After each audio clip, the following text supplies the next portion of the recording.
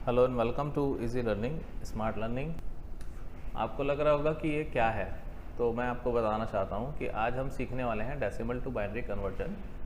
और decimal to binary conversion समझने के लिए आपको थोड़ी सी मेरे साथ साथ मेहनत करनी पड़ेगी कुछ चीज़ों को समझने के लिए। सबसे पहले हम ये समझते हैं कि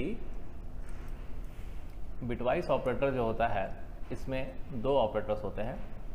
एक होता है लेफ्ट शिफ्ट ऑपरेटर और दूसरा होता है राइट शिफ्ट ऑपरेटर। हमारे प्रोग्राम में हम केवल लेफ्ट शिफ्ट ऑपरेटर का इस्तेमाल करने वाले हैं।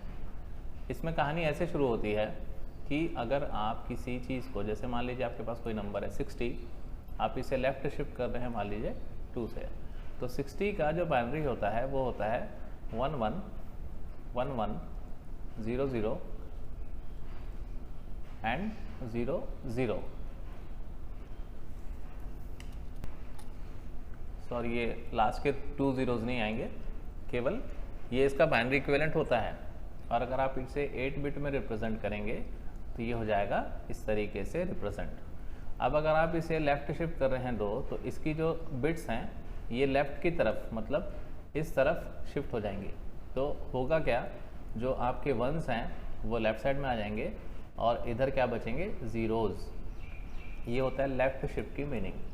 इस आधार पे अब आप इस चीज़ को सुनिए कि अगर मैं 1 को, ठीक है, कितनी बार शिफ्ट करूं, 7 टाइम्स शिफ्ट करूं, ओके।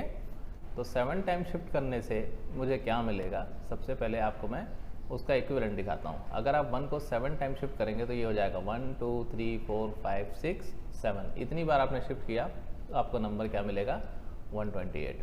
अगेन 64 32 16, मतलब एक बार आपने 7 शिफ्ट किया, एक बार आपने 6 किया, फिर 5, फिर 4, फिर 3, फिर 2, फिर 1 एंड लास्ट में 0 शिफ्टिंग किया। तो 0 शिफ्टिंग में आपको कितना मिलेगा, 1 मिलेगा।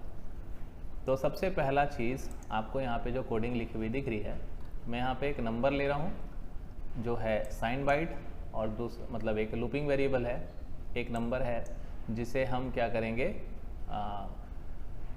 इसका यूज़ जो है वो बाद में है। तो आप इतनी कोडिंग को भी छोड़ दीजिए। आप सबसे पहले ये समझिए कि इस लूप में हम 7 to 0 तक लूप को चला रहे हैं।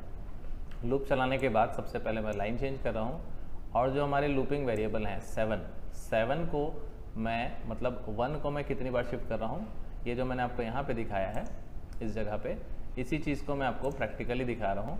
तो सबसे पहले आप इसे देख लीजिए कि यहाँ पे आप कुछ भी इनपुट दें उससे कोई फ़र्क नहीं पड़ रहा है, लेकिन आपके पास जो लूपिंग वेरिएबल है, सबसे पहले 128 आ रहा है।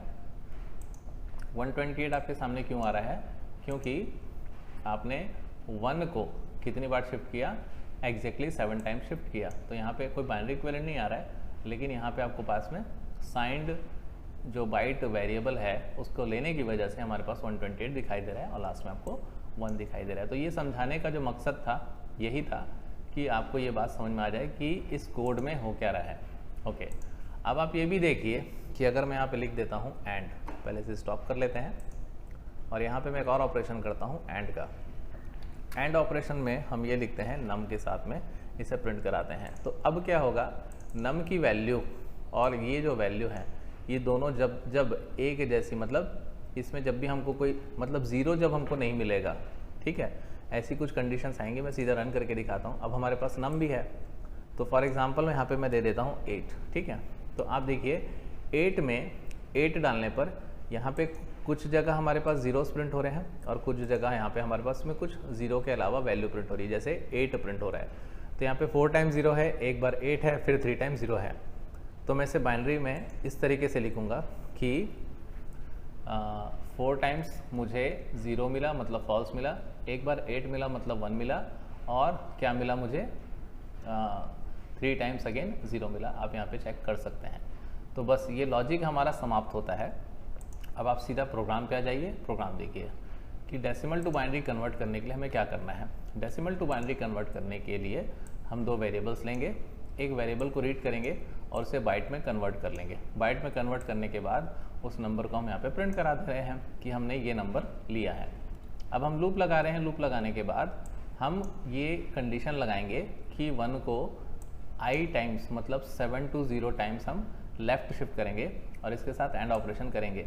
जब जब हमारी कंडीशन ट्रू होगी, मतलब जब जब हमारे पास इसका जो रिज़ल्ट है वो 0 नहीं होगा, तो हम क्या प्रिंट करेंगे, 1 प्रिंट करेंगे। और जब जब हमारे पास 0 होगा मतलब तो हम क्या प्रिंट करेंगे, 0 प्रिंट करेंगे। तो अब हम इस प्रोग्राम को रन करेंगे डेसिमल टू बाइनरी और हमारा जो आउटपुट है हमारे सामने रहेगा। प्रोग्राम ख़त्म हो गया। अगर समझ में ना आया हो तो प्लीज़ एक बार और ध्यान से सुन के देखिए। बहुत ही छोटा सा प्रोग्राम है लेकिन काफ़ी इंटरेस्टिंग और लॉजिकल है। जैसे मैं 5 देता हूँ तो यहाँ पे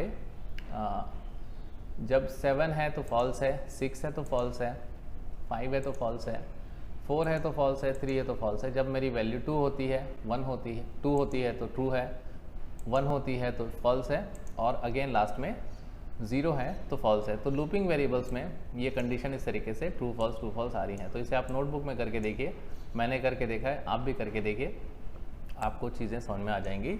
तो डेसिमल टू बाइनरी कन्वर्जन इस तरीके से होता है। इसका कोड मैं आपको दिखा देता हूँ। You can take screenshots and later on you can comment section में आप समझाइए कि प्रोग्राम आपको समझ में आया या नहीं आया। नेक्स्ट प्रोग्राम में मिलते हैं। Thank you very much.